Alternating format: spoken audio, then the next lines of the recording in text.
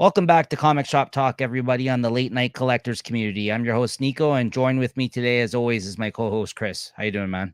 Hey, what's happening? Today, we're going to be talking about the new comics that came out for the week of June 1st, 2022. I did that earlier, too. In order to get into some of the books here today, like we're going to be talking about what happens, and sometimes we have to talk about some of the spoilers that happen in the books. We try our best to kind of not spoil the big things that happen in the titles, like if we think that you may want to catch up on your books in case you haven't read them yet. But if you are worried about that, we always put the books, like what time we talk about them, in the show notes. I put that together for you guys, so you can always look at the show notes.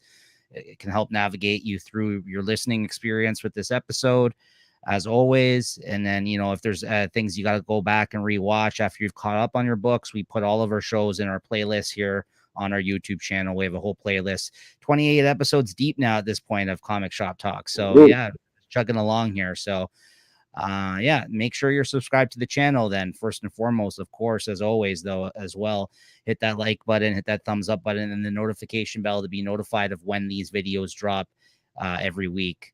And we try to get those out for you Saturday every week, but depending on their schedule each week, or when we get our comics, or when we get around to reading those comics, sometimes it might be on Sunday. So if you don't want to miss these episodes, make sure to hit that notification bell. Kind of gives you like a little alert to your phone, gives you a heads up of when they do get uploaded. All right, but without further ado, Chris. All right, let's talk comics. Let's get into it. All right, first up today, we got Justice League Road to Dark Crisis #1. Okay, very cool. You got that cover. I read this digitally, but I also did read it along with Chris. And I don't know, we were kind of not really feeling the Dark Crisis, I would say, after the Justice League issue. And then now me and Chris were kind of like, I don't know, maybe we might like this Dark Crisis after all. I read the Free Comic Book Day issue. That was quite good, I would say, out of everything I've read so far on this, despite Justice League sucking. What did you think of this kind of setup, I guess, for it, Chris, if you want to call it that? Yeah, it wasn't basically just a bunch of stories of, I guess, all the new characters trying to step up. I thought it wasn't too bad. I like how they kind of touched a lot on how they didn't really think that they were dead. I think they had the Batman, or they had the Nightwing and John Kent storyline, where Superman or whatever, Superboy, whatever you want to call him, he's kind of bagging on Robin or Nightwing. How come you're not sad about this? Because don't worry, I've seen him die before. It's okay. I think they're still good. Yeah, they're referencing Death of Superman, of course. Yeah, no, that was interesting. I did like that they brought. I mean, it's not the first time they've talked about it before like that, but they kind of did make it seem like not that big of a deal that these heroes die, and that the fact that he believed that there's always a chance that they could come back, right? So yeah. It's very true. Well, that's like a big swerve that they're going to try, but I can't see these people staying dead anyways.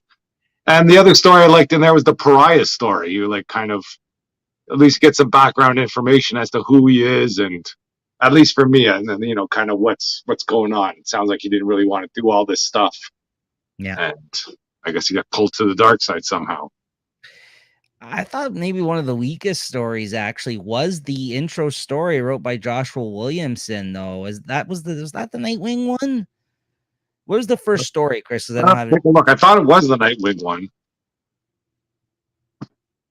Well, that was the one with Aquaboy too. That one was kind of weak. Yeah, where I guess he talks to him at the end or something, and it sounds like that alien wasn't such a bad person after all. Then there was one with the Flash with Barry and talking about, his whole thing. Because I guess basically now that everything's the Justice League is dead, all these super villains are coming out of the woodworks to try and kind of stake their ground. And so was the first story that was the Nightwing? Yeah, it was the Nightwing and Superman one. No, I take it back. That one wasn't the weakest. I think what you mentioned with the Aquaman one and the Flash one was okay. Yeah. I didn't like the fact it's still bugging me that this, and they had to reference it, of course, in this issue. It seems that this death of this Justice League lead, which I gotta get over, because like if I'm gonna actually try out this Dark Crisis and enjoy it, I gotta get over the fact that this doesn't feel earned whatsoever. Like it just literally, Chris, you remember it happened in the last issue of Justice League. It had nothing to do with that. The issue before it, it just plopped it on that one issue. Then all of a sudden they're saying they're dead, and then are they going to die in battle? Just kind of wiped out. Yeah, it's.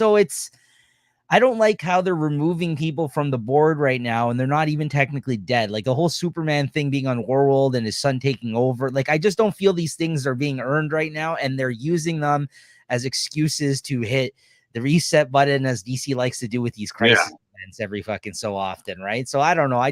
That's the one thing I think that's still bugging me about this event. Like I think that once we get to the story itself, there could be an opportunity to tell like an enjoyable events type storyline, but I need to get over the fact that like this isn't earned. This whole like the Justice League, it doesn't feel right. I don't know, like it doesn't. Yeah, and I'm still not keen on any of these characters that are stepping up either. Like what is it, James Oliver or something or whatever, the Aqualad, or I don't know. I'm gonna be very like that first issue. I'm gonna have to make a decision whether or not I'm gonna continue with Dark Crisis. I think like even this lead in I don't think was enough to convince me. I don't know. I'm still kind of on the fence about whether or not. This didn't push anybody in any direction. I imagine it pushed more people away than brought them in. Yeah. No, but like to your point though, there was a couple of good stories in this one though. I think there was some decent stuff in there, but it was definitely like a mixed bag of like, you know, anthology type style like setup story, I guess, for it. But yeah, I don't know. I'll see. I mean, I want to like this Dark Crisis. I do. Like I gotta say the Free Comic Book Day thing was probably the best setup thing I've read yet for the Dark Crisis. The DC Free Comic Book Day thing I talked about in here. That was my favorite because it kind of talked about the legacy of the Justice League and all this kind of stuff that like, yeah, this is important stuff that we should actually think about when we're thinking about these characters, right? So like, I mean, if they have something similar in the event or something, or some great way that they actually come back or don't die somehow, then okay, I'd be interested in that. But like you said, I don't know if they're going to be able to push through with these. You don't have Superman, you have his Superman's son, and you got Nightwing because Batman's gone. Like these are the characters that look like they're going to be leading the way in this event, right? So like unless some of these new characters kind of go through some like revelations where they get some super power upgrades or something, but I just can't see any of that happening. Hal Jordan showed up in this, though. Hal Jordan showed up. That was good to see. Yeah, because I haven't really seen him all that often. I don't read the Green Lantern books, so the fact that he showed up, I was like, okay, that's kind of cool. I know he's been showing up in like the DC, like these are like out of continuity things, DC Vampire and stuff like that, right? So yeah, there's some all right stuff. So what'd you give this then? I'll give it a 3.5. I think I'm gonna give it a 3, just because it was a mixed bag. Like I did like certain aspects of the issue, but then other stuff I didn't like. Like a couple of those stories felt completely flat for me, like the Aquaman one and anyways. But yeah, it was okay. I mean, I'd be pushing 3 easy. Like this wasn't like a 4 that I dumbed down to a 3.5. This is a 3 that I raised up to a 3.5. Yeah. I wouldn't say this is required reading for anybody interested out there, though. I think you can skip this one. It doesn't all start there. As it says in the bottom. Yeah. But I believe it starts next week, does it not? Dark Crisis? I think it starts next week. Should be out there. Okay. So I guess we'll see what we think of that one when it comes out. Next up here, though, we got Shadow War Omega #1. The conclusion of the Shadow War crossover between Deathstroke Inc. Robin, and Batman, right? Yeah. What do you think of this, Chris? I know you've read you read the whole event, I think, right? Like I know. Yeah, pretty much. You might have missed a few. I missed a couple crossover ones here and there, but I missed a couple. But yeah, what'd you think? Yeah, I guess the big reveal was that Geoforce is the sort of the big bad that was trying to pulling all the strings, and I think they tried to make him a bit of a sympathetic character because he was supposed to be some prince of some country, and the Al Ghuls just took everything away from him in here. But he just doesn't look like a bad guy with that suit there. Yeah. I thought it was kind of cool when he turned into that giant kaiju, whatever rock monster.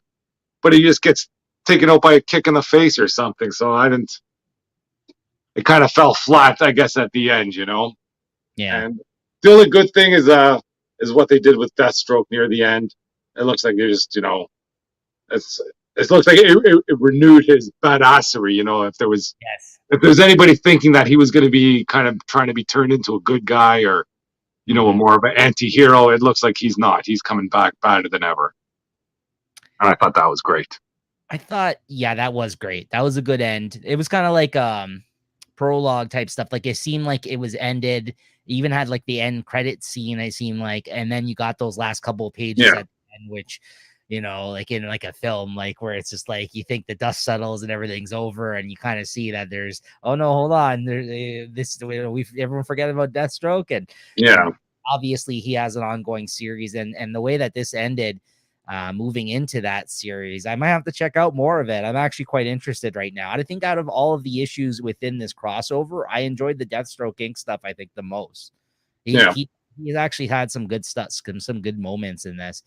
But yeah, to your point, I mean, what I didn't like was like the whole rest of the issue, they ended up fighting him, and like the whole time Geoforce was basically saying, like, it's the old kind of like, you guys like don't even know why you're like, you know what I mean, why you're doing yeah. this. Why you're protecting him or protecting the goals? Like I don't know.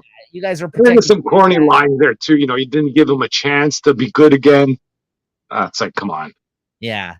they're Yeah. true villains. Like Yeah. There can't was be a lot. mourning the death of Ra's al Ghul after all the things he's done. Of course, people are gonna have bones to pick with him. Yeah, it just felt like that's kind of retreading like old ground, like with the way like everyone said that about Batman. Like, why does he protect you know what I mean? Like, why Yeah, doesn't he kill these people? Why doesn't he kill his villains? So that whole thing came up, which I know I've seen and read many times before. yeah, So I understood where he was coming from with it, but I'm like, we've all seen that happen before when someone questioned why they're even doing the things they're doing. Well, because they're heroes, and he doesn't think that what he's doing is right, or the way he's going about it is right, whether or not that means protecting a bad guy or not. Which, yeah, okay, yeah, I get that, but it's been done so many times before. So I was just like, okay. But I did like the moment too between Robin and his mother, Talia, as well in this. Like there was a kind of like a little bit, I wouldn't say it's a moment of redemption, but it's one of those things where she like realized that like that her father fucked up her life too, and she was just like, I don't know why I'm even defending this man. You know what I mean? Like yeah, I liked that part of it. I was like, oh, that's interesting. I'm like, you would be saying that actually makes a lot of sense, like despite you being also a bad guy for yeah, many years that we've read you in the comics. But you would have that moment of like, I can actually get away from this now. But it's only gonna be a matter of time till he finds a Lazarus pit again. It comes back to life, right? yeah. So, yeah, so I don't Well, know. then her turning herself into the police at the end, like, come on.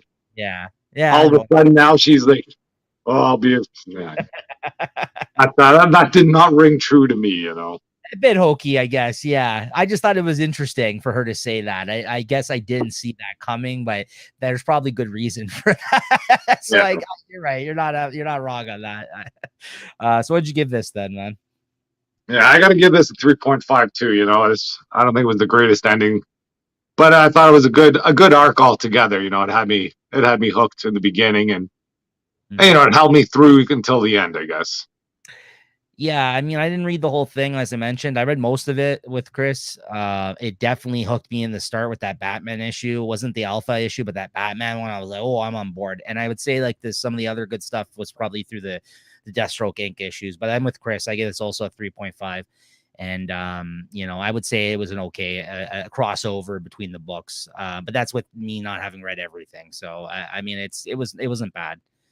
But yeah, it wasn't an amazing end though. It was kind of like predictable, I would say, some of it. But yeah. All right, Chris. Scorch number 6. Where we go. Scorch number 6.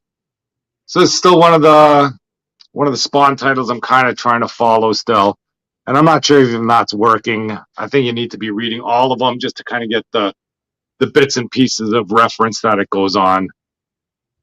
Basically, it's still that Spawn group are still trying to come together, and it's still a great looking comic. There's great art in there, but I have no idea still what's going on in there, like who they're fighting and the battles they have. I think they have like blood, vampires trying to at Haunt or something. And I still don't know who's who. I know Haunt. Yeah, I know who the Haunt's in this. I didn't know that. Okay, Yeah, he came in there and he's poisoned by somebody. And I know there's a sin, a redeemer, not a redeemer. What are these called? Some villains from whoever the enemy is yet. I'm not sure. They could have been revealed by now, and I just missed it. Yeah. What is this thing called? Sorry. A devourer or something. I don't know if you can see that there. Like some big kind of robot sort of thing there that's trying to kind of gather information from the spawns to try and finish them.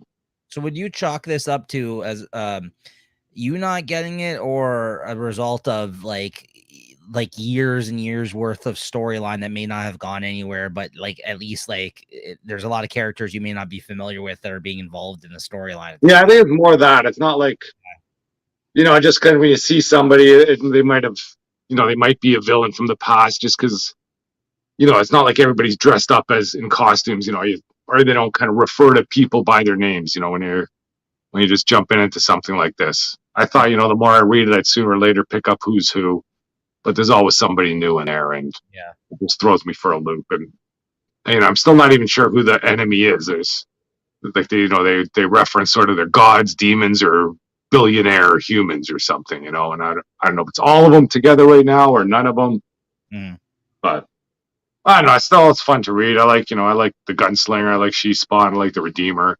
And, it's Spawn himself, but you never get a chance to really see them, lay out their powers and kind of see what they can actually do. They always say they're so powerful, but who knows? They're all shooting guns still too, but kind of crazy. The power sets are confusing on top of that. Right. Okay. And so I'd give this a 3.5. Okay. But I'll still probably pull them down, even though I don't give it the greatest review.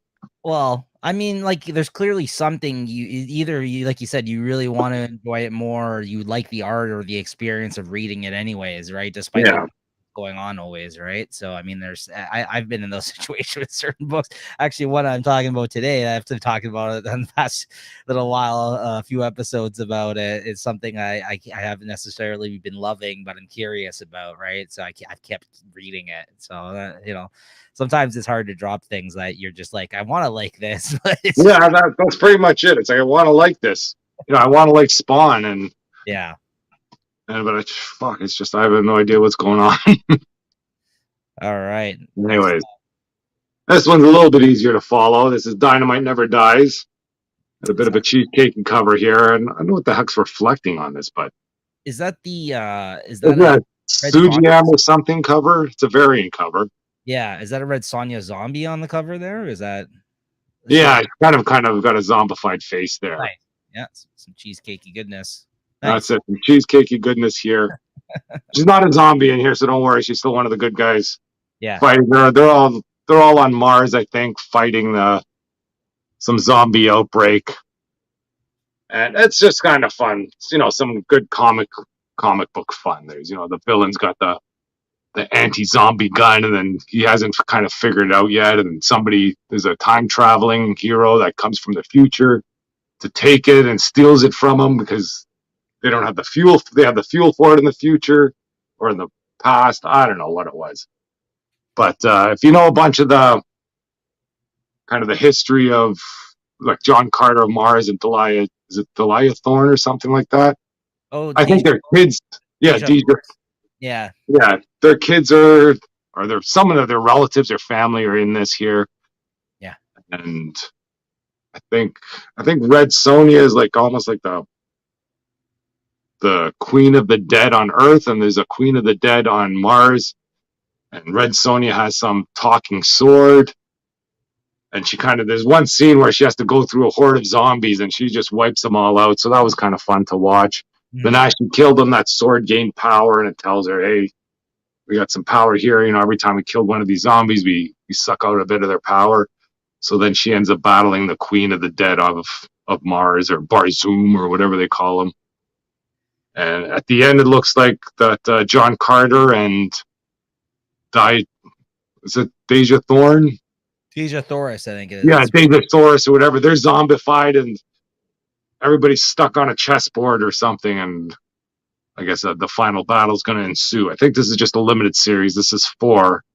I'm not sure what it goes up to, but I don't know. It's a fun series, and I like reading it. Did you just jump in on it with this issue, or did you end up? I picked up 1 to 3. I think about a month ago. With this, we're just all lying around, so I picked them up. The free comic book day stuff you picked up. I looked for free comic book day. They had them on. The back issues were sort of all on the rack. Yeah. Well, I picked them up and just kind of fell along with that. Yeah, it sounds like some dumb fun. I do like the sounds of it. It has a lot of good characters in it, right? Yeah, like Tarzan and Vampirella. Yeah, like Vampirella and the Draculina. Yeah. She's in there. They have they do comics for pretty much. Yeah, pretty much. Yeah, they're kind of a crossover with the Dynamite universe, let's say. Mm-hmm. Not bad. Cool. Yeah, not too bad. And I'll give it a 3.5. Covers are great. There's some great scenes in there, but the art's kind of rushed, it seems, at times. Yeah. But if the art was like top notch, I think it'd be like a soft porn book in there. They're all wearing like string bikinis. That's their costumes for all the girls. Yeah, so maybe that's why the ladies. Sorry, they gotta dial it back a little bit. Softcore porn. Yeah. Oh man. All right. Next up, we got something that's not a softcore porn. Still excellent. Yeah, it's still excellent. It's the Excellent number 3. Now, this actually came out last week, but I didn't get it last week. It came in late for me. I don't know if that's a result of Marvel or my shop, but anyways, so I don't know. I may not throw it into competition for this week's of favorites because it didn't come out this week, but I did want to quickly talk about it. I did drop this. This is the last issue I pre-ordered, but I got to say it's gotten better every issue. There is an appearance by Doctor Strange in this one briefly, despite him being on the cover, but I gotta say, like, this book does feel like the ecstatics of old, the series back from the 2000s that these creators, the ones that did the book originally, had come back for and relaunched this current series. I gotta say, it's hard to say, like, unless you've read that not too long ago, or remember a lot that happened in that series back from that point in time. You might be a little bit confused of some of the things occurring in this series or who some of the characters are. So I wouldn't say this is great. It's very new reader friendly in that sense. Like, I think you would have to have read the previous series or have a knowledge of these characters. But for me, even though that first issue was a little weird because it's been so long, by this issue, I'm quite enjoying it again. And I've pre-ordered the trade paperback already because I felt it might be read better in one chunk. Wasn't sure after the first issue, but it keeps getting more and more enjoyable. So I did want to just check in quickly with this one and just mention this is good. So if you were a fan of the other series back from the 2000s, Ecstatics, it's the same team doing this type of book again, and it's just as good, if not better, because now they're kind of back in that book, they were mutants that were stars because of like reality TV shows and stuff, Chris. But then as time has gone on, the way social media is today, the way that like people are all like semi-celebrities online as opposed to just the reality TV star aspect of it, which was more popular back in the 2000s than it is, I would say, now, although still around and still popular with some folk. They're able to tap into a lot more things that are happening now today that are just rich for kind of satire, like very good things to comment on about the ridiculousness of the world that we live in. And these mutants don't appear in any other book in Marvel history. like some of them Dupe does. I think this guy here, but like they're very like, you're not going to see these X-Men pop up in any of the Hickman X-Men type books or anything like that. So I got to say they're reserved for this little corner of this universe that they've cooked up for these stories. So it is interesting in that sense as well. So I gave this a 4. It was a good issue. Those guys aren't even in the background of Krakoa. No, they're not even, they don't even talk. I mean, I don't even know if they mentioned Krakoa in these books, but if they have, they're not part of those X-Men. No, they're not being resurrected. They're not being on the list. Yeah. Okay, so this is A Righteous Thirst for Vengeance, number 8. As I mentioned in previous episodes, this was a very slow burn of a series, but man, has these last couple of issues cranked it up like it like full throttle now. Like it's firing on all cylinders. Like it's all action this issue. I gotta say, this issue made me cringe while reading it. This made me like I felt like there's a painful moment of this guy getting tortured in this book, because where we left off, he was trying to save this kid that got kidnapped from him. He was living off the grid in like some sort of thing with like these people that militia type people, and he's been people think that he's been accused of being a hitman, even though he's not. But there is a legitimate hitman that stole this kid from him and ends up tying him to a chair, like I guess feeding him poison of some sort. He's filming messed up stuff of him torturing people, including the child, and he comes to his rescue in this, and he gets knocked out. All right, so I'm gonna show you guys this scene, and then he wakes up tied to a chair. This guy smashes a bottle, takes all the pieces of glasses off the floor, and starts inserting them into his chest, his leg, and like just seeing them, like, because like I think we've all probably maybe stepped on a piece of glass before, or like something that could serrate or actually cut you. Like reading this page, like I know I talked about that Red Room book that's like a messed up dark book, like, and it's got a lot of grotesque violence in it. I don't know. The art has never moved me to cringe like this issue of this series has. Like, and the whole book hasn't been like this, but we're just at a fucked up part of this story where there is a guy who is torturing this dude and he ends up having to take him out in this issue. Like he fights back and gets out of this situation, but it's a great action-packed kind of issue.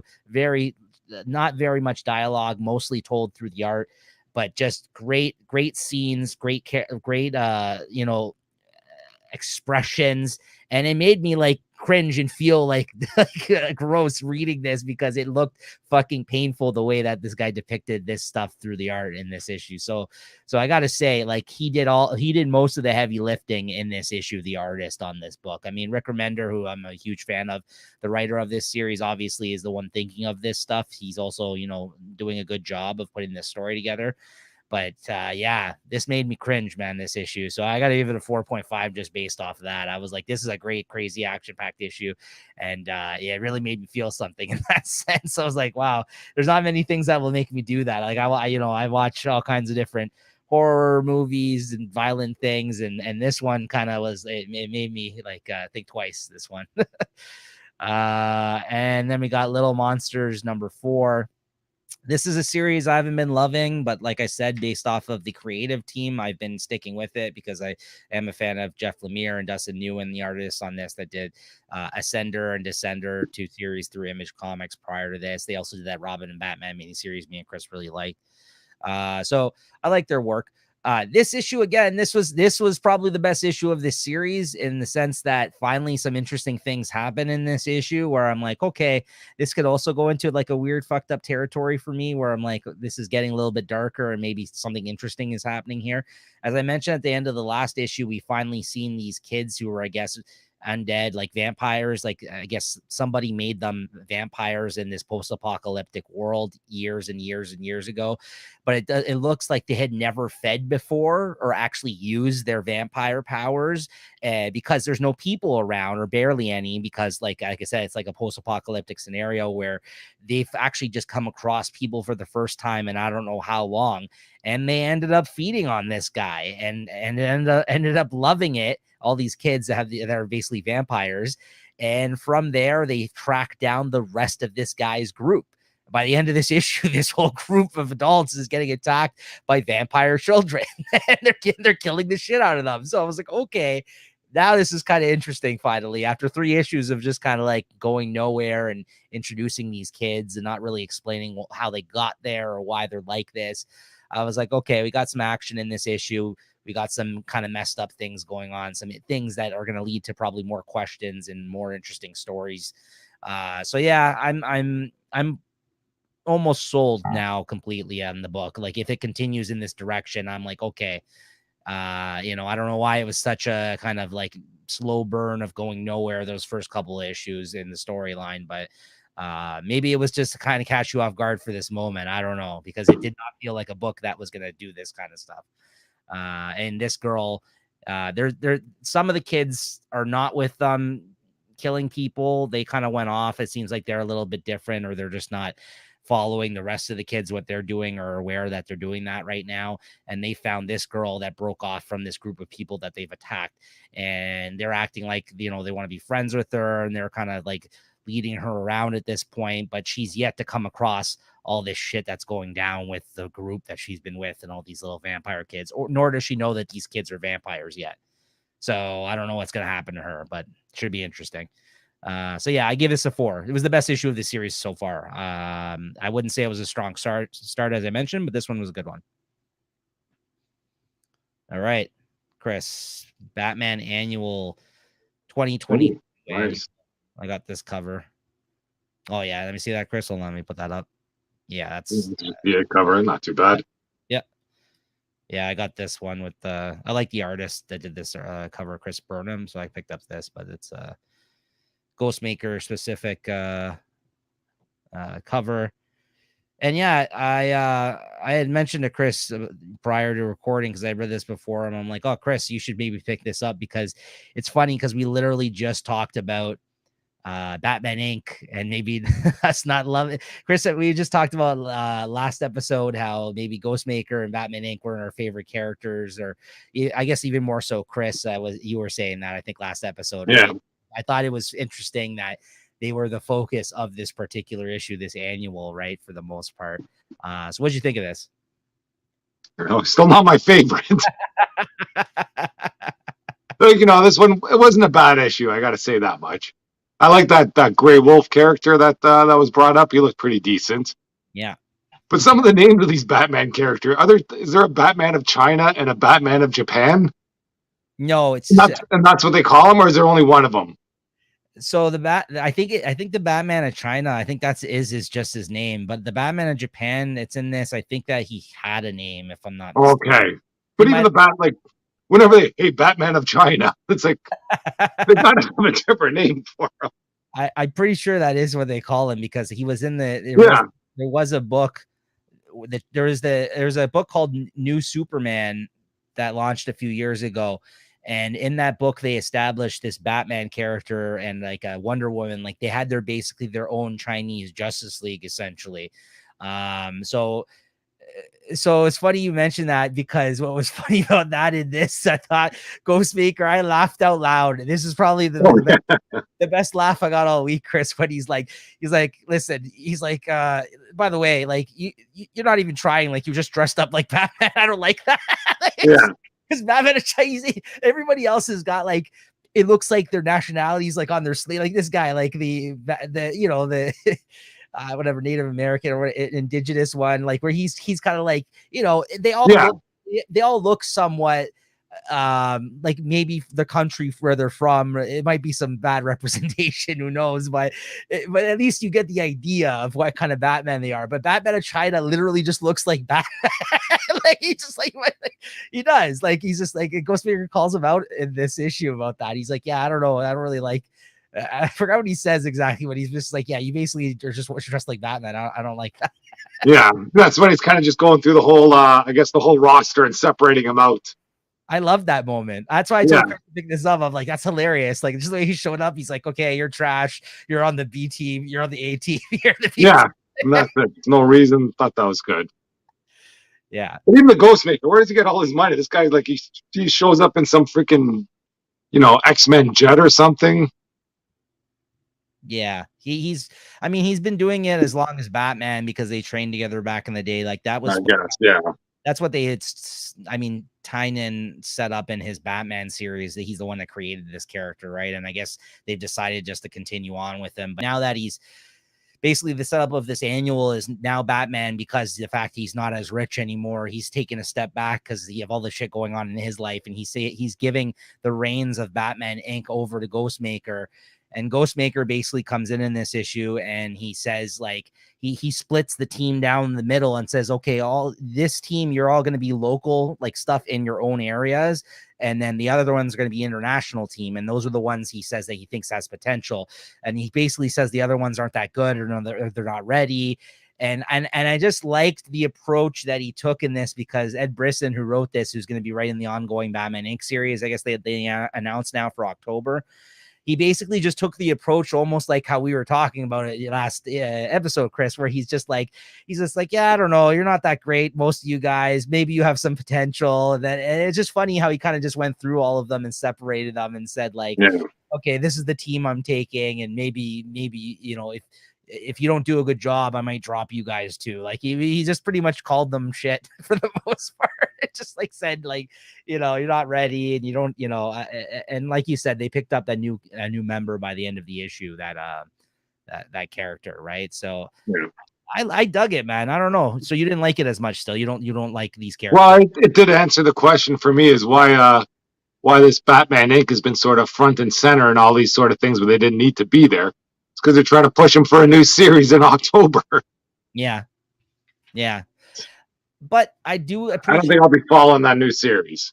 I might actually, because I do appreciate the approach that they took in this issue. Like, it's almost as if like the writer knew that this is the deal with these people and also thinks that this team is kind of shitty. And why the hell would this character do this to begin with? It's almost like he's in on the joke almost, and he's trying to do the best with what he has available to him. That's what I got out of it anyways. Yeah. We don't into it too much, but it just felt like literally a conversation that we had last week when I read this issue. So I found that rather amusing personally. I was like, yeah, you know what? That's pretty funny that he's actually he's calling them out and saying that a lot of them aren't good. And he, you know, the mission itself that they pulled in this issue wasn't all that crazy though. I would say like the mission that they actually did where they picked up that new member was fine, but but I did really love that moment of the him and Batman talking and then him addressing the team and putting the team together. For me, that was a lot of fun. So yeah, the art was good too. Okay, so what'd you give this then? Yeah, I'll just go with what I've been doing everywhere else. 3.5. You know, I didn't think anything was special. Wasn't as bad as I thought it'd be, so that's a plus. I gave it a 4. I liked it. I thought it was pretty good, unexpected, and I quite enjoyed it. And I might even check out the Batman Inc. series because it's something different. They've had Batman Inc. before in the past, but it was Batman leading the team at that time. He was like in the book. And I do like the writer and the artist that were in this that are going to be doing the series. So I might check it out. We'll see. Well, depends on my list is at that point, right? I might just check it out and trade, but all right. Next up, Strange 3. All right. How about this one, Chris? Yeah, I thought this was decent. I don't think anything too cataclysmic happened here. It's got some nice scenes of Cleo there, or Clea, kind of taking care of business. I thought that's all fun. I like the rose, and that took me a while to figure out that was actually the rose in the beginning. Yeah, that he'd kind of be living in this world almost. Yeah, and I guess he thought he had one-upped the Sorceress Supreme, but I guess sort of Clea had a few other tricks up her sleeve. Thought that was good. I do like that she's kind of villainous a little bit in a way. Like she's not afraid to fuck these. Yeah, not flex a little bit of muscle there and use you know, or powers or dark magic, whatever you want to call it. I like that they were traveling through like ley lines or something like that. Like there was this group of people that are just have all numbers on their heads and stuff like that, like some magical kind of group that got information on from the Rose. Which I thought that was interesting. I like the villains in this issue that they've kind of introduced. Yeah, is that a new villain at the end? Yeah, I think so. Yeah, I think so. Yeah. Yeah, I dug it. I thought it was a really good issue. It's probably maybe my favorite issue of the series so far, actually 3 issues in. I think that, you know, it seems to be kind of the norm now, like the setup of these issues so far, where it's just like she goes off and messes some people up that she may have problems with or issues with. And then by the end of the issue, she's back, talking to Wong about what occurred in her day, essentially. Like, it seems like that's kind of. But it all seems like they skipped the best part of the battle. You think about the battle's about to, see the end of the battle. Then you see her in the kitchen freaking, making her Wong giving her tea, saying, I know, I just kicked his ass. I did say that to you the last time we talked about this book, if you remember. I said the same thing. In this issue, I felt we got a little bit more, though. This scene was pretty cool. I'm with you, though. You are right in a sense. Like, but it does seem at the end of every time she's in the middle of like a big fight, it does go back. Oh yeah, and then that's how it ends. Like I turned the page and go, I gotta squeeze the page to make sure I didn't miss anything. I thought I missed a page or something. For whatever reason, it didn't bug me as much in this issue, but you're right. It did happen again, but it didn't bug me as much as the last issue. Maybe I'm just. But maybe that's going to be their thing, sort of, Maybe that's just like until Doctor Strange comes back. That's just what it's going to be. It's like, that's what they do. She has her battle. Is about to kick kind of win the battle and just go back in the kitchen at the end of the day, over a meal and talk about what happened. Because it does seem, maybe I'm just getting used to the formula already. Because it didn't bug me as much as this time around, but you're right, it did happen. It always, like, right to when he gets to the most interesting part, she's all of a sudden back in the kitchen with Wong. So what'd you give this, man? I'll push it up to a 4. I was going to give it a 3.52, but after kind of just leafing through it, I did like it a lot. I gave it a 4 as well. I also think, it looks like it might be the same artist, at least one of them on here, because there might have been a couple. No, it's just the one. This was the best looking issue, I think, so far, too. I don't know, because before I think it was 2 artists that were drawing the book. So maybe that's where we got some of the wonky faces that we referenced in the last issues. But this one, I didn't find that to be the case in this one. I was like, this is a good looking issue. So I gotta say that, because I know we were kind of like iffy on some of the artwork on some of the other 2 issues that came out, but this was very good, this one. So, but I like our power set here too. You think they got her, when they kind of laid out that spell where she wasn't able to use magic for 3 minutes and got all the guns pointed at her. Yes. And then she comes through it. You know what's funny about that? I think it's called the Sands of Nishani or Nishanti or something like that. That spell was literally just used in the new film that came out. It's funny that they used that. It's probably on purpose, but they just used it in the new Doctor Strange film that came out. Because when I read it, I was like, oh shit. I'm like, where have I heard that before? And I'm like, oh, it's the one that they used in the movie, which I ended up having to see twice. So that's why I I remember that. But anyways, I didn't mind it, but there's a lot of mixed reviews out there, folks, for the Doctor Strange film. So some people loved it, some people hated it, but all right, Chris, Action Comics 2020. Action Comics. There we go. Tale of Two Cities here. Nice cover. This is a nice cover, even though it's sort of an old, I guess, I don't want to say an old cover, but an old style. Retro looking style. Yeah, I'd say it's a retro looking cover, and it looks good though, but it seems still updated. It's got like blacklight colors on it or something like that. Yeah, that's very cool. I like that. Psychedelic there. I guess it's taking it back to the 70s there. Basically, it's a story. It's 2 stories of Clark Kent and the Mongol, not the Mogul before he was born, of the Mongol when they were children. Kind of just like a story. I think the one with Superman is he's a kid on a soccer team and he's getting bullied by another kid, and I guess his mom tries to steer him. He's tempted to use his powers to just kind of teach that bully a lesson. And then the Mongol, it's Mongol. And the Mongol, he's a kid up on his world. It's kind of like a Sparta world up there. When they turn a certain age, all the kids have to battle, and then the weakest ones get cast out get exiled from the tribe. And I guess this Mongol, he wasn't a bad kid either. There, I think he had a chance to strike down one of his other kids, but his back was to him, and then he waited till that the kid could recover, and then his mother's there yelling at him. And when you get exiled, your mother gets exiled with you.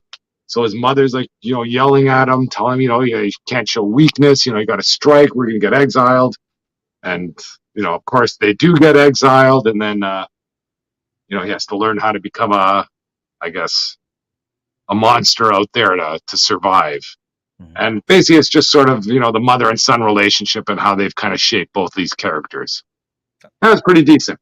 Good for an annual, right? Like a story that you would want. Yeah, it was good for an annual. Like, at least, with this annual, it is tied into the ongoing Action Comics, so it made sense as to what's going on and kind of gave you a better feeling for what's happening with what's going on in the regular series. Where that Batman annual, I don't even know why it's a Batman annual, like using one panel.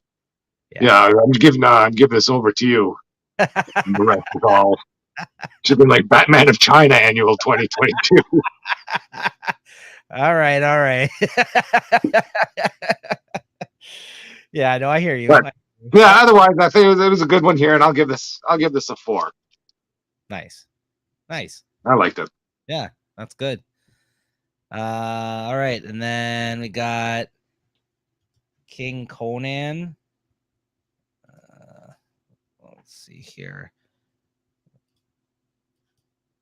Number 5. I actually read 4 and 5 this week. This is another one that didn't come out for me a couple weeks ago that I ended up getting this week because I had to reorder it. But I'll only be talking about number 5, which is unfortunate because I thought 4 was the better issue, but here we are. It's funny. I didn't get to talk about it when it originally happened, but there was some controversy. This has nothing to do with the quality of the book, though, by the way, guys. I did want to, I guess, talk about it quickly. I guess Jason Aaron, like there was a half-naked woman at the end of issue 3. Nothing wrong with that, but I guess the person was based off of Pocahontas or something, and I guess it was, of course, someone had to mention it and say, have a problem with it. So all of a sudden, any future reprintings of that issue or in the trade, she's now going to be clothed. And in the issue 4, they drew her in it, and you could tell like the art was already done, and they just like put like a bunch of like black like ink over it, almost like made it look like a dress of some sort, but it just doesn't look like a legit like actual dress. It just looks like they kind of were like, here's a quick fix. And they kind of just like, yeah, this is some sort. They're here. I don't know, man. It just looks like she's like covered in black tar or something. Like, I'm just like, what kind of dress is this? So it looks like they kind of just drew a bunch of shit on it and colored it in, so she wasn't half naked anymore. But that's the world we live in. I guess it was offensive to somebody, so they had to change it. So I'm not here to talk about whether or not it was right or wrong. I'm here to talk about the book and how much I enjoy this book, and that I do enjoy it. But I did want to mention that just because I thought it was interesting that they kind of just slapped some color on her and called it a day. So yeah, King Conan number 5. This is one more issue to go of, I guess, the last Conan specific comic that's going to be printed by Marvel. I'm gonna have to double dip and pick up the trade of this again. And then when it comes out, I'm really disappointed because I think Jason Aaron has a really good voice for Conan. He's talked about how much he wanted to write this character, how long of a fan he has been of the comic and the Edgar Burroughs. I think he's the guy who the fuck is the guy who wrote the books? I'm forgetting his that's Tarzan that the Burroughs does. Anyways, I can't remember the name of the writer that writes the books. Shame on me right now. I can't think of his name, but he Howard, or I forgot his name. He basically loves the books too, like the novels of the Conan. Like, he's a big fan. Robert E. Howard. Thank you. There you go. I just remembered. So he's a huge fan of this property. So he's just such a good fit, I think, for this character. The artist Mahmoud Azrar, who I've been a fan of for a long time, who's doing the art on this book and the previous Conan book that him and Jason Aaron did, is doing the work of his career. Just everything is clicking, I think, for this team on this book for this character. So as a fan of Conan, I think that he's done a great job, and it's a shame that Marvel is going to lose the license now and that Jason Aaron's not going to be able to continue his stories with this character, because it seems like he still has stories to tell and it's just being cut short. In this issue, they focus on the villain of this particular King Conan arc, this storyline that they've been telling. It's kind of like a one and done story about him prior to meeting up with Conan in their current predicament on this island. It hasn't been revealed yet if the island is actually them in hell, Chris. I know that was a theory that you threw out there because you had read, I think, the first issue with me. Yeah. Could very well be still with one issue to go, but by the end of this, Conan and him are still kind of fighting their way on this island, trying to survive, trying to get off of there, fight back the undead and everything else. And there's been a great past story that was told in issue 4 that again is the relationship between him and his son prior to him getting on this island and being stuck in this predicament that they're currently in. So I really like the father-son stuff between him and Khan, his son. And so I think that's been the highlight of this story. But of course, with one issue to go, you're gonna have Conan being Conan, probably killing a bunch of people and things on this island next issue. And maybe we'll figure out it'll be turned around and we'll figure out that this is hell and maybe he's dead. I don't know, or and I'm interested to see where his son ends up by the end of this as well. So I gotta say, I really enjoyed this. I think overall this miniseries has been great, and I gave this issue a 4 in particular.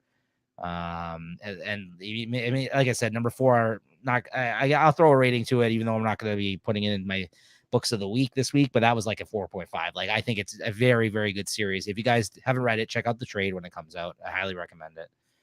And then Firepower 21. Also still been loving this book. And the dragon is still in this current storyline. There's a dragon. The art's fantastic. There's karate fighting going on. There's all kinds of new characters showing up. Lots of martial arts stuff going on.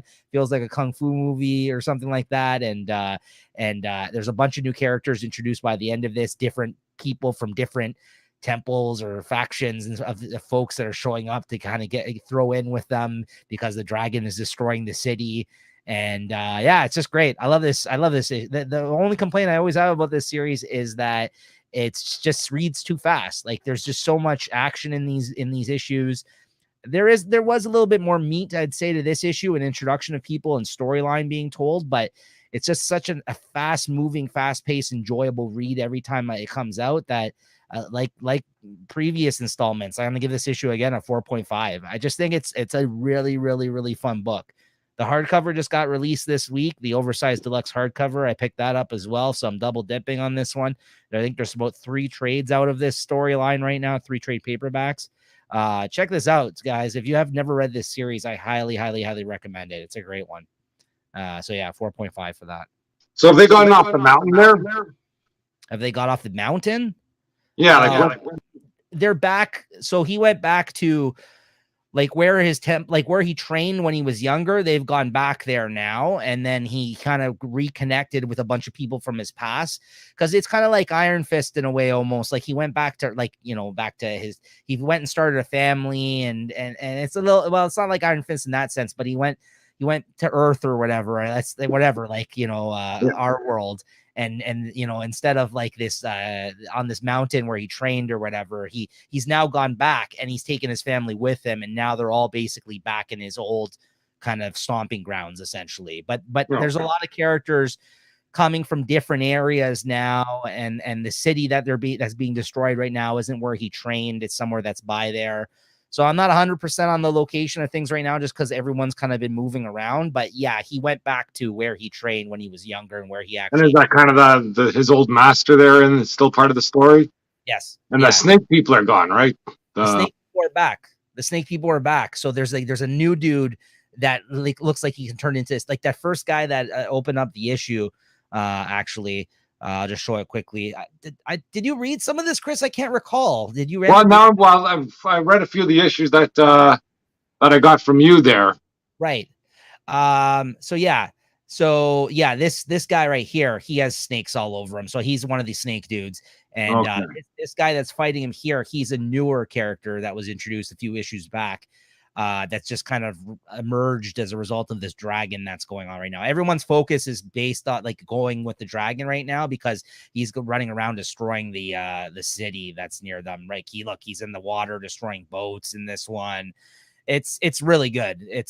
But by the end of this, there's other masters, even ones that trained the guy who trained the main character now have come out of the woodworks. There's people that we haven't seen in this series before that are now coming to help out. So it's been really good. They've been actually expanding on the main cast of the book right now. But it's not like you've missed much though, Chris, to be Yeah. honest. And so is the hero basically the one destined to kill the dragon because he's got the firepower? Like Yeah, ideally, or yeah, like yeah. somewhere in there, because don't his kids have the firepower too now or something? Do now, yes. So they can all throw fireballs, but which is amazing because before they didn't even think the one guy could throw fireballs. So now Yeah. all of them are throwing fireballs. So maybe they'll team up as a family together and take down the dragon. I don't know, but I mean, Yeah, but it's rare to throw the fireball. Like nobody in the temple or anything can throw fire. It's no, only him and I guess it was a an prophecy. offspring. It It was seems. a prophecy for the longest time, and then it was Yeah. also the prophecy was that the dragon would basically emerge, and like they didn't believe that, and now that has happened. So like Yeah. everything is coming to fruition, basically that they set up like previously. Yeah, Right. it's really interesting, man. It's a great series. Yeah, I forgot you read some of the ones I had given you. Yeah, that's cool, man. You should definitely check it out or check it out in trade since you said you might be interested in picking up Yeah. some stuff, man. Yeah, it's a fun series. All right, guys. Well, that's going to do it for our comics that we picked up this week. Very quickly, just wanted to mention a couple things in the news, in the world of comics this week that I found interesting. So in the news, Essex County has been announced as a CBC miniseries coming to TV. This is Essex County here. This is basically the book that put Canadian writer and artist Jeff Lemire on the map, who I've talked about on the show many times. A huge fan of his work. He was from Essex County, and so this book was a bunch of small town type tales, like stories about living in a small town in Essex County in Canada.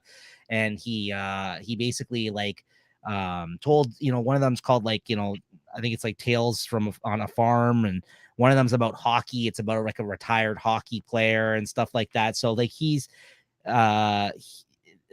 farm life, family drama, and hockey are the three short stories that he told in this book. But CBC has signed on to do a mini series with him, and he's actually the showrunner and I think writer of the series with on CBC. So this is really big for him. Yeah, it says it's a 5-part limited series based on the brilliant graphic novel by Jeff Lemire. A redemptive tale of family. Essex County tells the story of 4 disparate characters linked together through bloodlines, from old Uncle Lou to young Lester to Anne, the country nurse. Oh yeah, there's the country nurse story too. Yeah, and Ken, the stoic farmer.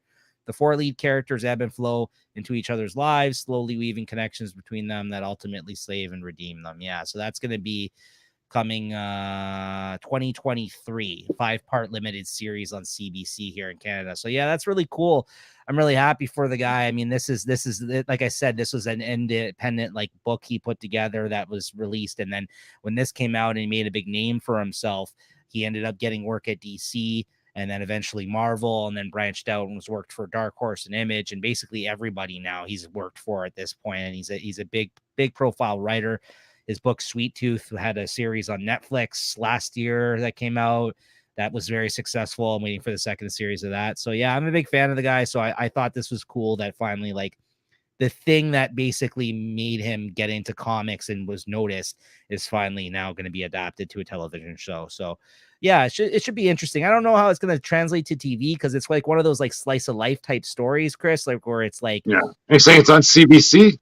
yeah, which, I'm I must not have paid like $10 an episode for that.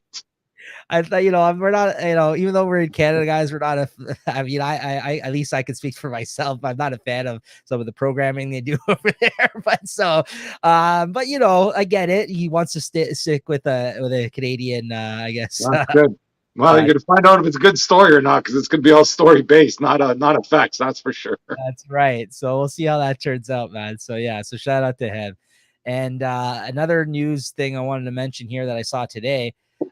They're doing a Creep Show mini series through Image Comics come September. Creep Show, like the Stephen King thing, that the movie that they also did. There's a current, I think, TV show out as well of Creep Show that came out, I guess, this past year that might be continuing. So it's kind of like, like Tales from the Crypt, like anthology type horror stories. And so Image, Robert Kirkman's Skybound imprint is actually going to be the one that's going to be releasing a 5-issue miniseries starting in September. Yeah, 5-part anthology based on the cult comedy horror film and Shudder series of the same name. Yeah, Creep Show. So that's I mean, Robert Kirkman's picking up a lot of different properties right now. There was rumors that IDW Comics is losing their rights to, as we talked about, I think a couple episodes ago, Transformers and G.I. Joe this year. And there's rumors that he was looking at picking up the licenses of those as well, although it hasn't been not being confirmed as of yet. So it's interesting. I think it's interesting that Image is trying to, or at least Robert Kirkman specifically, is going around picking up different things that maybe to have it come out through Image Comics, because like it seems like Dark Horse and IDW and these type of companies are the ones, Dynamite are the ones that are doing all the licensed type characters right now. So it's interesting that they're out a little bit. A lot of the creators, it looks like they're going to have on this anthology book, the Creepshow thing, sound good. So I'm going to be checking it out. I like horror. I'm down for a horror anthology, even though I'm not a huge fan of anthologies, but I'll check this out. I think it's I might check it out too. You never know who's going to show up in there. You could have like, the next great writer in there, or next big artist. Exactly. Yeah, there actually has, I think, some people from TV that are going to be writing stuff in this. It sounds like Paul Dini, of course, from Batman the Animated Series. He's going to be doing a story, it says here. Some guy called Steve Langford, not the guy from Howard Stern Show, apparently, from years ago, the TV version of, he writes the TV version of Creepshow. The guy, like writer of, I guess, the Bird Box movie. Has some good artists and writers on here. Yeah, so looks like there's going to be some interesting stuff going on in this. So yeah, I'm down as well, Chris, to check that out. So that's Creepshow anthology through Image Comics. That's going to be starting in September. So yeah, that's going to be cool too. I thought that was worth mentioning. Nice. Anything else, Chris, before we get into what we're picking up next week? Anything you want to mention or show off? No, that's all. Well, I did pick up this one here. I haven't had a chance to read it. Lady Death from Coffin Comics. I think it's a 1 of 2 there. Yep.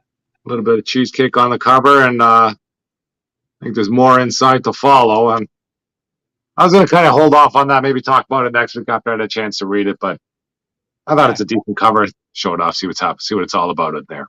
Yeah, let us know. I'm actually interested to hear about that, because I know that's a character that's been around a long time now. Lady Death. Okay, so now we're getting to what we're picking up next week, Chris. All right. I think I might have a few other ones on here, but I got the Jane Foster and Mighty Thor #1, Amazing Spider-Man #3, Thor 26. Looking forward to that. Yeah. Venom 8. I got Batman 124, and I think that's the beginning of the new run, isn't it? Yes, it is. Yep. So that should be good. Yeah. Dark Crisis #1. That should be bad. And Dark Knights of Steel 7, that should be good. Yeah. And Poison Ivy 1. I might have a few other in there, because I did get a lot of the Hellfire Gala cover variants, and I think those start coming out in June as well. Okay. So there might be some that I'm missing there.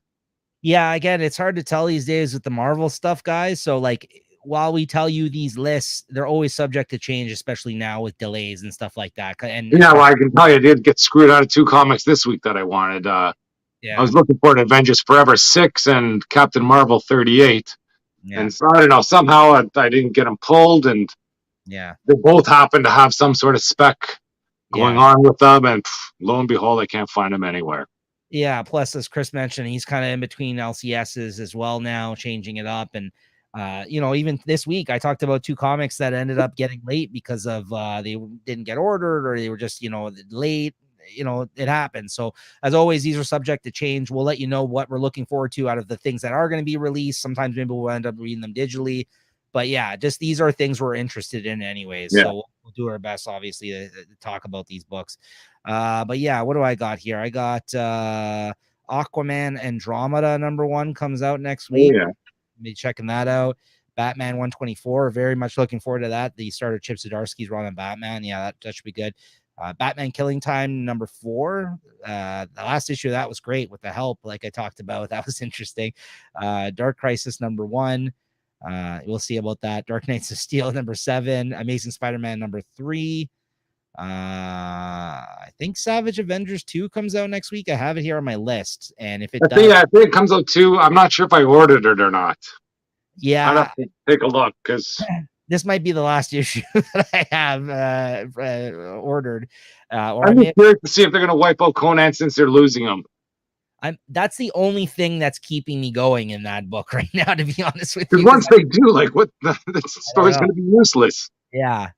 So I might just stay around to see what they do with Codan, like you just This could be a train wreck. I just want to watch a train get wrecked, maybe. And Thor 26, which I'm very much down for that as well, with the what is it, Banner of War or whatever it's called. Yeah. So yeah, and that looks like it might be it. I might also read digitally the one that you just mentioned, because I failed to pick it up, because I think I might pick it up in trade. But that Thor Jane Foster. Yeah, that looks good. So I might check that out digitally. Actually, I might. Yeah, in the previews I've seen, basically the Mjolnir just shows up on Jane Foster's lap, and you know, the mystery ensues. Like, you know, why is the hammer there? And I guess we'll find out. You want to know the main reason why I didn't pick that one up, and you actually mentioned it when you were talking about her and showing up in some of the other books. She had Valkyrie miniseries before this one, and I didn't dig those as much as I dug her when she was Thor. To your point, I didn't like those. So I thought this was going to be more of the Valkyrie stuff, but no, this is a return to her being Thor in this miniseries for whatever reason, right? Yeah, it looked like there'd be Thor and Thor side by side. If I knew that, so when I went to pre-order it, I'm just like, oh, it's gonna be more Valkyrie stuff. I'm like, I'm out. And then I clearly didn't read the solicit well enough, so now I'm kind of kicking myself about not picking it up. So we'll see if I can get my hands on it. Maybe I'll even grab it, but we'll have to see. All right, so our favorite book of the week, Chris. Well, it was a tough one for me this week. Yeah, sound like it. I'll give you mine. I'm gonna have to go with A Righteous Thirst for Vengeance, which is actually the first time I've given this my favorite book of the week on this show. It's always been good, but there hasn't been any, like, I would say, standout issues for me so far. But like I said, that torture scene in this one felt like I don't know, Reservoir Dogs or something like that. Honestly, like, you know, even just looking at that, there, just watching him freaking drive in the glass. It's those are brutal. Yeah, so like for me, I was like, this made me feel something, like whether it was cringiness or whatever. I'm just like, yeah, this was a good issue. I mean, the only thing that came close this week for me would be Firepower, but I've given it to that, I think, the last couple of picks, and it's always just enjoyable in that sense. But yeah, this was a standout this week for sure. Righteous Thirst for Vengeance 8. Yeah, I think I'm gonna go with Superman. Nice. Or the Action Comics annual. Nice. You know, the Superman story was so hokey, but just the polar opposite for that Mongol story. It was super brutal. Yeah. And you're not gonna give it to Batman annual with Ghostmaker and Batman Inc. I was thinking about it just because it was one of the stories, or it was one of the issues that had me thinking all the time since I've read it. But it didn't have me thinking about it for the right reason. It did tempt me to, yeah, you know, like, oh, Batman Incorporated, maybe I'll pick this up. It's like, I got to stop myself. No, this is going to be garbage. See, that's what I was trying. That's the only reason I told you to pick it up, because I'm like, you know, for all the shit that Chris was talking about this, I'm like, this annual, I think, used it effectively. That's the like it's a good premise there, you know, with when Lex Luthor was running around and, you know, causing trouble. Yeah. And they're going to go clean up all the messes that he caused.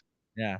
You know, but even in that issue there where, you know, the whole town is I guess under that, whatever, like the Joker venom or whatever sort of, you know, violence venom that they got. He seems to freaking, let me just shake up that antidote right here, right now. Don't worry, I got it. Yeah. I'll heal you guys. And, you know, you've been struggling with this for so long. Yeah. Well, that was kind of hokey, but spoiler alert, sorry. Yeah, actually, to your point about how much we hated the end of that Luthor arc too, they actually called him out for that too. He said, I think the one Batman, he actually judged him, Ghostmaker, for his part in that Luthor thing in this issue. He actually said that. He's like, I don't know, that whole thing with Luthor, that was a mess. Like, he basically said something like that. I'm like, oh, this guy must have read that and been like it felt like he made so many comments from that character's mouth, the writer, that we've said about these characters and this book and the direction that they've gone with these guys. So that's maybe this new writer kind of has a better grasp of what to do with these people and more of a tongue-in-cheek attitude and kind of working on trying to turn their weaknesses in story into strengths. Maybe, I don't know. I gotta tell you, there was a moment where I might have given it my favorite of the week, but the mission itself that they ran in the issue wasn't that impressive to me. That's why I was like, okay, that was just whatever. I other than him coming in and insulting them all, the issue was fine, but I just love that moment so much. But yeah, anyways, yeah. So there you go, guys. Those are the comics this week that we wanted to talk about that we read. As always, thank you for tuning in. Tell your friends if they're into comics, spread the word. Comic Shop Talk, we do these weekly. Make sure you're subscribed, hit the like button, all that, notification bell. As always, we'll see you guys next time. Thanks for tuning in. All right, cheers. Plant a tree. We got a paper shortage out here. Yeah, our comics are getting delayed. Plant a tree. I like Plant that. a tree. We got to cut that down and make some more comics. That's the name of this episode, guys. There you go. Later.